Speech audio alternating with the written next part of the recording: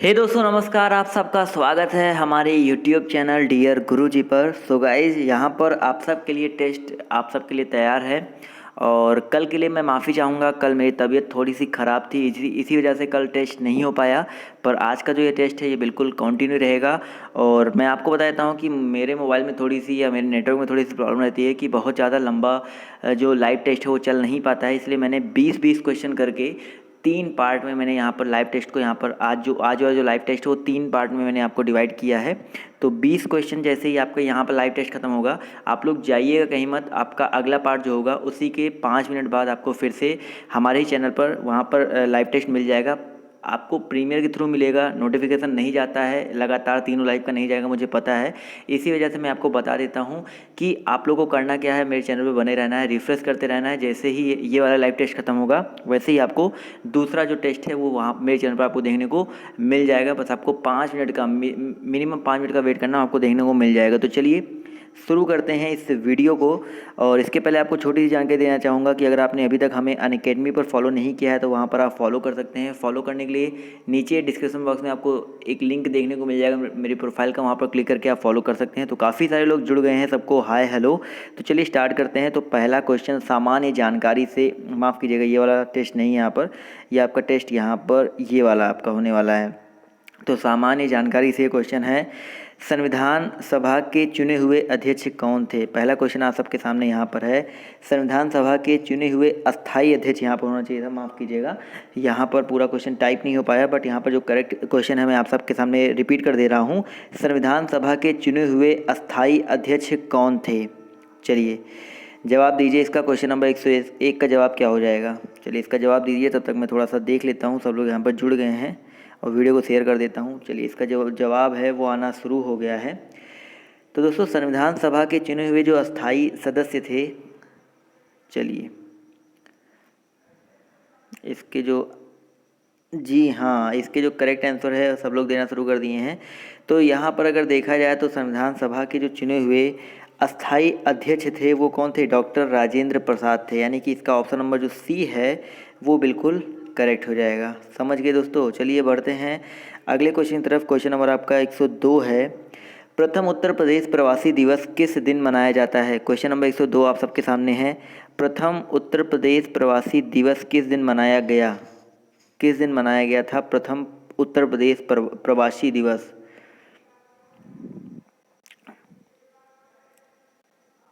चलिए इसके जो जवाब देखिए, पहला ऑप्शन है 4 जनवरी, दूसरा है 9 जनवरी, तीसरा है 4 फरवरी और चौथा है आपका 9 फरवरी 2018। तो इसका करेक्ट आंसर दीजिए। चलिए इसका जो करेक्ट आंसर होगा वो हो जाएगा आपका 4 जनवरी। तो जिन्होंने बोला है 4 जनवरी 2016 वो बिल्कुल करेक्ट हो जाएंगे। 4 जनवरी 2016 को उत्तर प्रदेश का प्रथम प्रवासी दिवस मनाया गया था। चलिए बढ़ते हैं क्वेश्चन नंबर 103 की तरफ। क्वेश्चन नंबर 3 आप सबके सामने है, प्रकटित अधिमान सिद्धांत, प्रकटित अधिमान सिद्धांत प्रस्तुत किया गया, किसके द्वारा प्रस्तुत किया गया आपको बताना है। प्रकटित अधिमान सिद्धांत जिसको रिवील्ड प्रेफरेंस थ्योरी भी बोलते हैं, ये किसके द्वारा प्रस्तुत किया गया था। क्वेश्चन नंबर 3 आप सबके सामने है और आप लोग को, चलिए क्वेश्चन नंबर 3 का जवाब दीजिए। चलिए यहाँ पर भी जवाब आने शुरू हो गया। तो यहाँ पर मैं आपको मेंशन कर देता हूँ, जो करेक्ट आंसर होगा वो हो जाएगा पॉल सामुएल्सन द्वारा। तो ऑप्शन नंबर इसका जो 3 है वो बिल्कुल करेक्ट हो जाएगा। ओके चलिए अगर मज़ा आ रहा है तो यार वीडियो को लाइक कर दो, जिससे हमको भी थोड़ा सा मज़ा आ जाए। चलिए बढ़ते हैं क्वेश्चन नंबर 104 की तरफ। देखिए मैं अब ज़्यादा समय नहीं लूँगा, क्वेश्चन पढ़ूंगा, 10 सेकंड का टाइम दूंगा, जितने भी लोग आंसर उसमें दे पाते हैं वो दे पाते हैं, उसके बाद सीधे बढ़ूंगा आगे क्वेश्चन तरफ, क्योंकि आप सबके पास टाइम कम है। मैं चाहता हूँ 10-10 मिनट में आपका जो टेस्ट है वो खत्म होता रहे और आप लोग की अच्छी तैयारी भी हो जाए यहाँ से। क्वेश्चन नंबर 4 आप सबके सामने है, भारतीय औद्योगिक विकास बैंक की स्थापना कब हुई। चलिए टाइमर यहाँ पर लगा हुआ है, इसका जो जवाब है दीजिए आप लोग। तो भारतीय औद्योगिक विकास बैंक जिसको IDBI हम लोग बोलते हैं, इसकी स्थापना कब हुई। चलिए जवाब आने शुरू हो गए हैं। तो यहाँ पर इसकी जो स्थापना हुई थी वो हुई थी दोस्तों जुलाई 1964 में। कब हुआ था, जुलाई 1964 में। तो इसका ऑप्शन नंबर जो फर्स्ट है वो बिल्कुल करेक्ट हो जाएगा। वैसे भी 1 जुलाई 1964 को अस्तित्व में आया था, तो यहाँ पर जुलाई 1964 बिल्कुल करेक्ट हो जाएगा। चलिए बढ़ते हैं क्वेश्चन नंबर 5 की तरफ। तो कह रहा है मार्गजन्य स्फीति एक स्थिति है। क्वेश्चन नंबर 105 आप सबके सामने है। मार्गजन्य स्फीति एक स्थिति है। मार्गजन्य जो स्फीति है वो कैसी स्थिति है आपको कमेंट करके बताना है। चलिए क्वेश्चन नंबर 105, तो यहाँ पर भी आंसर आना शुरू हो गया। तो यहाँ पर इसका जो करेक्ट आंसर होगा हो जाएगा पहला वाला, अधिक मांग की। मांगजन्य जो स्फीति है वो बेसिकली अधिक मांग की एक स्थिति है। तो ऑप्शन नंबर इसका जो फर्स्ट है वो बिल्कुल करेक्ट हो जाएगा। चलिए बढ़ते हैं क्वेश्चन नंबर 6 की तरफ। तो कह रहा है दो देशों के बीच वस्तु विनिमय यानी कि एक्सचेंज ऑफ कमोडिशन को क्या कहा जाता है। वस्तु विनिमय, दो देशों के बीच वस्तु विनिमय को क्या कहा जाता है। चलिए क्वेश्चन नंबर 106 आप सबके सामने है। इसका जवाब दीजिए फटाक से आप लोग, और जितने भी लोग नए नए जुड़ रहे हैं यार वीडियो को लाइक करते चलो।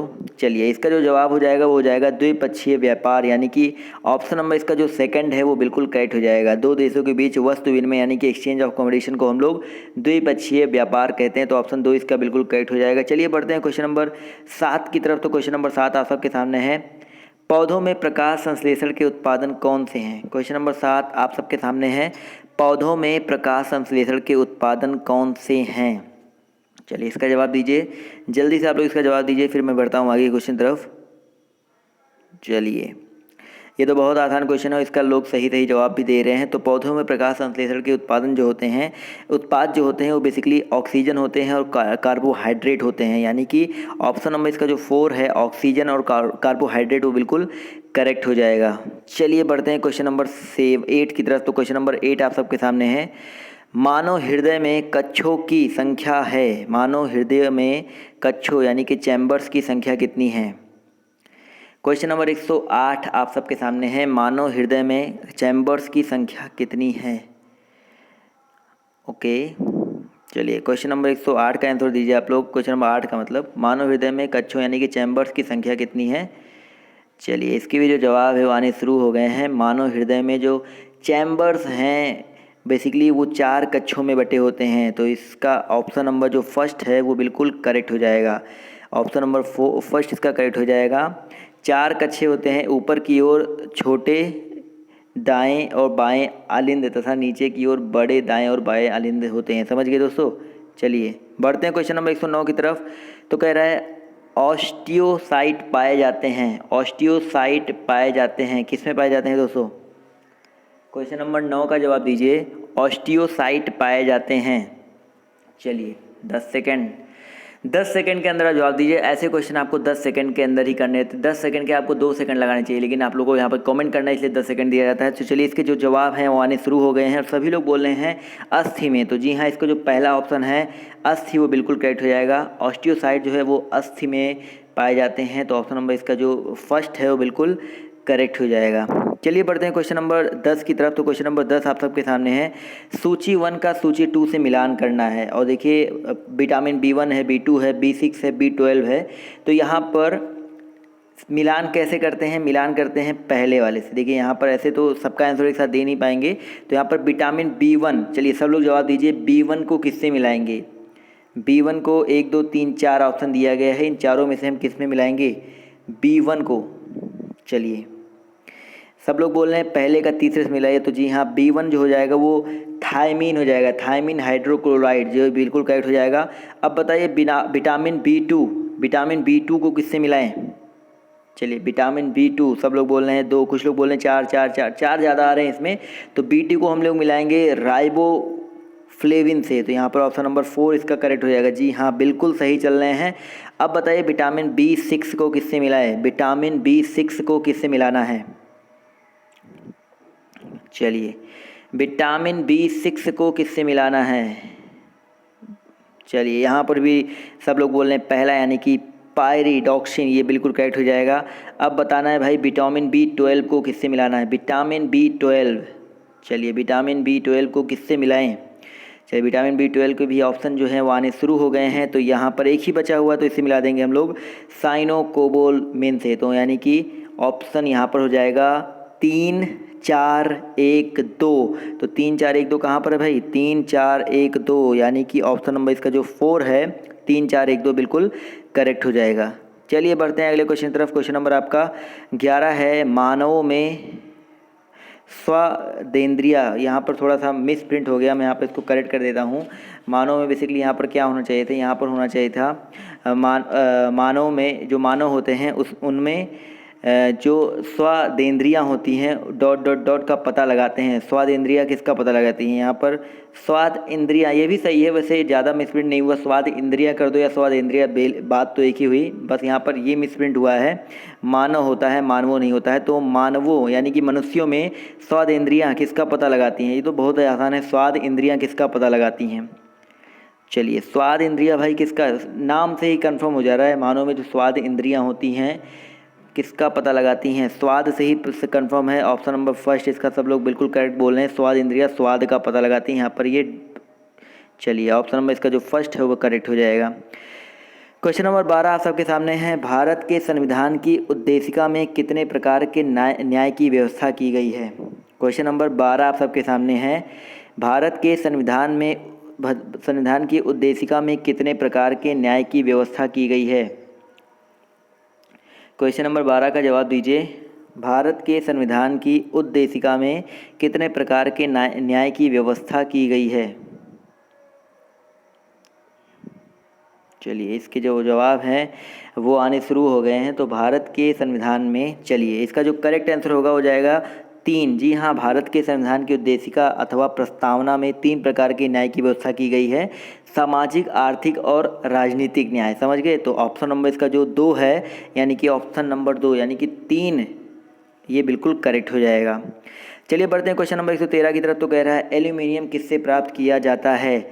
एल्यूमिनियम किससे प्राप्त किया जाता है, एल्यूमिनियम, चलिए बहुत ही बेहतरीन क्वेश्चन है। एल्यूमिनियम किससे प्राप्त किया जाता है बताइए। एल्यूमिनियम आप सबको पता होना चाहिए भाई, ये मुक्त अवस्था में नहीं पाया जाता है, संयुक्त अवस्था में यह धातु विभिन्न अयस्कों के रूप में पाई जाती है। और एल्यूमिनियम के मुख्य खनिज कौन कौन से होते हैं, चलिए मुख्य खनिज बता देंगे तो आप लोग आंसर बता लोगे। तो यहाँ पर चलिए आपका ऑप्शन जो है इस यहाँ पर सबके आंसर आने शुरू हो गए हैं। बॉक्साइट, तो जी हाँ इसका जो बॉक्साइट आंसर हो बिल्कुल करेक्ट हो जाएगा। एल्यूमिनियम बेसिकली बॉक्साइट इसका एक मुख्य खनिज है, इसके अलावा फेल्सपॉर, क्रायोलाइट भी होता है। तो यहाँ पर ऑप्शन 4 बिल्कुल करेक्ट हो जाएगा।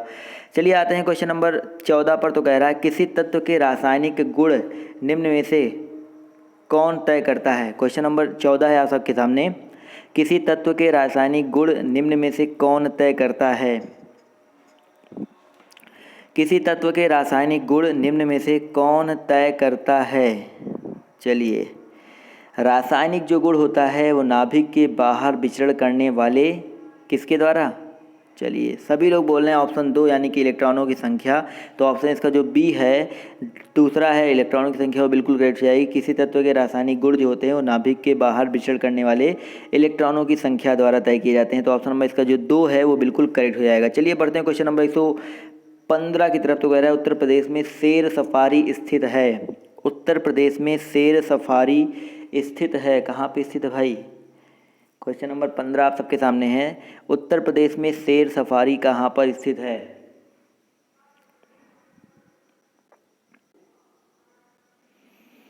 चलिए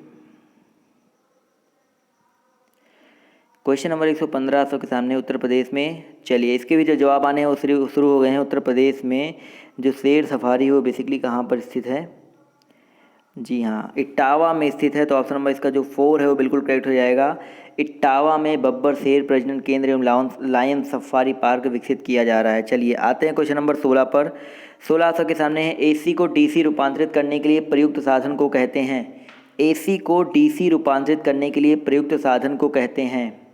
चलिए क्वेश्चन नंबर 116 है आप सबके सामने, दिष्टकारी या रेक्टिफायर, सभी लोग बोल रहे हैं दिष्टकारी दिष्टकारी, चलिए बिल्कुल करेक्ट ऑप्शन हो जाएगा दिष्टकारी, यानी कि एसी को डीसी रूपांतरित करने के लिए डिष्टकारी यानी कि वो रेक्टिफायर जिसको बोलते हैं इसका प्रयोग करते हैं। समझ गए। चलिए आते हैं क्वेश्चन नंबर 117 की तरफ। आप सबके सामने है, प्रेशर कुकर पकाने के समय को घटा देता है क्योंकि, ये तो बहुत आसान है, प्रेशर कुकर पकाने के समय को घटा देता है क्योंकि भैया, क्योंकि क्या होता है। क्वेश्चन नंबर 17 सबके सामने है, प्रेशर कुकर, चलिए यहाँ पर सभी के आंसर आ रहे हैं पहला वाला, यानी कि भीतर के जल का जो क्वथनांक है वो बढ़ जाता है, तो ये बिल्कुल करेक्ट ऑप्शन हो जाएगा। समझ गए दोस्तों।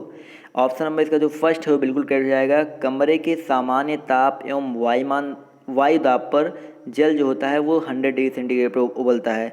प्रेशर कुकर में क्या होता है, वायु दाब जो होता है सामान्य कमरे के वायु दाब से लगभग दोगुना होता है, अतः प्रेशर कुकर के भीतर जल का जो क्वथनांक है वो बढ़ जाता है। समझ गए। तो ऑप्शन नंबर इसका जो फर्स्ट है वो बिल्कुल करेक्ट हो जाएगा। कुकर के भीतर जो होता है जल का क्वथनांक बढ़ जाता है। आते हैं क्वेश्चन नंबर 18 पर। तो देखिए आप सबके सामने बहुत ही अच्छा क्वेश्चन आया है, न्यूट्रॉन की खोज किसने की। सभी लोग जानते हैं, आपको इस सूत्र भी अभी बता दूंगा इसका आंसर देने के बाद। उसी सूत्र से आपको हर याद करना ही रहा है। न्यूट्रॉन की खोज किसने की थी, यहाँ पर आपसे एक बहुत ही विशेष बात पर चर्चा भी करेंगे। न्यूट्रॉन की जो खोज है किसने की थी। चलिए सभी लोग बोल रहे हैं जेम्स चैडविक, यानी कि ऑप्शन नंबर इसका जो फर्स्ट है चैडविक बिल्कुल करेक्ट हो जाएगा। ईटा पर नाचे, आपको ऐसे याद रखना है, ईटा पर नाचे। इलेक्ट्रॉन की खोज की थी जे टॉमसन ने।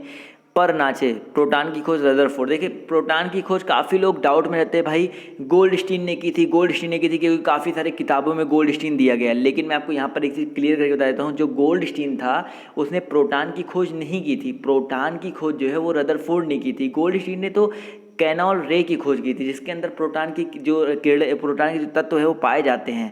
बाद में इसका जो रियल रूप से देखा जाए, जैसे जो गोल्डस्टीन था उसने सिर्फ प्रोटॉन को देखा था, यानी कैनाल रे को देखा था, लेकिन वो स्पष्ट नहीं कर पाया था बेसिकली है क्या ये, उसके जो गुण हैं, जो भी चीज़ें हैं, वो सारी चीज़ें रदरफोर्ड ने आकर के बताई। तो प्रोटॉन की खोज को जो वास्तविक श्रेय है वो रदरफोर्ड को जाएगा, ना कि गोल्डस्टीन को। तो आप लोग भी अपनी कन्फ्यूजन को थोड़ा दूर करो, किताबों पर मत जाओ। प्रोटॉन की खोज जो है वो आपका रदरफोर्ड ने किया था, ना कि गोल्डस्टीन ने। चलिए क्वेश्चन नंबर आपके 19 पर आते हैं। कह रहा है प्रसिद्ध चरकुला नृत्य संबंधित है। क्वेश्चन नंबर 120 बहुत ही अच्छा क्वेश्चन है। चरकुला जो नृत्य है वो प्रसिद्ध चरकुला नृत्य कहाँ से संबंधित है। ये तो उत्तर प्रदेश का है, तो बिल्कुल करेक्ट है। उत्तर प्रदेश के किस क्षेत्र से संबंधित है। चलिए बहुत ही आसान क्वेश्चन है, नृत्य के बारे में आपको बता चुका हूँ पहले ही। इसके जो आंसर है वो आने शुरू हो गए हैं। तो जो प्रसिद्ध चरकुला जो नृत्य है, जी हाँ, ब्रजभूमि से संबंधित है। तो ऑप्शन इसका जो 3 है वो बिल्कुल करेक्ट हो जाएगा। चलिए प्रसिद्ध चरकुला जो नृत्य है उत्तर प्रदेश के ब्रज क्षेत्र से संबंधित है, और होली के दिन या उसके दूसरे रात्रि के समय गाँव में ये चीज़ें बेसिकली ये नृत्य होता है। चलिए आते हैं आखिरी क्वेश्चन पर। तो क्वेश्चन नंबर 20 आप सबके सामने यहाँ पर ये है, माफ़ कीजिएगा। चलिए इंद्रधनुष किस कारण से बनता है। इंद्रधनुष किस कारण से बनता है। देखो इसका आप लोग आंसर दो, इसलिए इसके पहले मैं आपको बताता हूँ कि आप लोग को कहीं जाना नहीं है। लाइव टेस्ट सिर्फ 5 मिनट के लिए बंद हो रहा है। आपको फिर से इसी चैनल पर रुके रहना। 5 मिनट बाद आपको इसका जो दूसरा लाइव टेस्ट है इसी चैनल पर मिल जाएगा। तो बिल्कुल 5 मिनट रुको, इसका आंसर ले लो आप लोग। चलिए इसके जो आंसर है वो आने शुरू हो गए हैं। इंद्रधनुष पर बनने का बेसिकली कारण क्या होता है। चलिए इसके भी जो जवाब है वो आने शुरू हो गए हैं। तो मैं इसका करेक्ट जो आंसर है वो दे देता हूँ आपको। इसका जो करेक्ट आंसर होगा, जी हाँ, अपवर्तन और परावर्तन होता है। तो ऑप्शन जिसका 5 है वो हो जाएगा करेक्ट आंसर। बस 5 मिनट रुकिए, 5 मिनट का वेट करिए, आप लोग पानी वानी पी आइए, फिर इसका जो दूसरा सेशन है 21वें क्वेश्चन से वो स्टार्ट करते हैं। तब तक के लिए बाय बाय, टेक केयर, जय हिंद, जय भारत।